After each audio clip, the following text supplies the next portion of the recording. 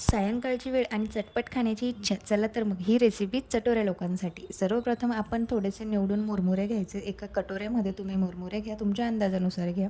त्यामध्ये घरामध्ये जे फरसाण उपलब्ध असेल किंवा जो काही चिवडा असेल तो त्यात ॲड करा. त्यानंतर बारीक कटिंग करून त्यामध्ये टमाटा घाला. टमाटे घातल्यानंतर थोडा बारीक चिरून घेतलेला तुम्ही कांदा ॲड करा. कांदा ॲड केल्यानंतर त्याच्यामध्ये थोडं मिरची घाला, मीठ घाला. तुम्ही जर फरसाण तिखट घेतलेलं असेल तर मिरची नाही टाकली तर ते तुम्ही तुमच्या हिशोबाने टाकू शकता, तुम्हाला कसं हवं असतं. त्यानंतर तुम्ही घरामध्ये जे टोमॅटो केचप असतं ते त्यात ॲड करा. तुमच्याकडे जे कुठला सॉस वगैरे असेल ते तुम्ही त्याच्यात ॲड करा आणि काय फायनल प्रोसिजर त्यात प्रॉपर असं मिक्स करा.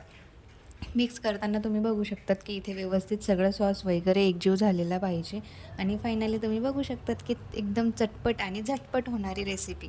सायंकाळच्या वेळेला जेव्हा आपण टाईमपास म्हणून काहीतरी तोंडाला चव येण्यासाठी खातो त्यासाठी ही रेसिपी बेस्ट आहे. चलो बाय.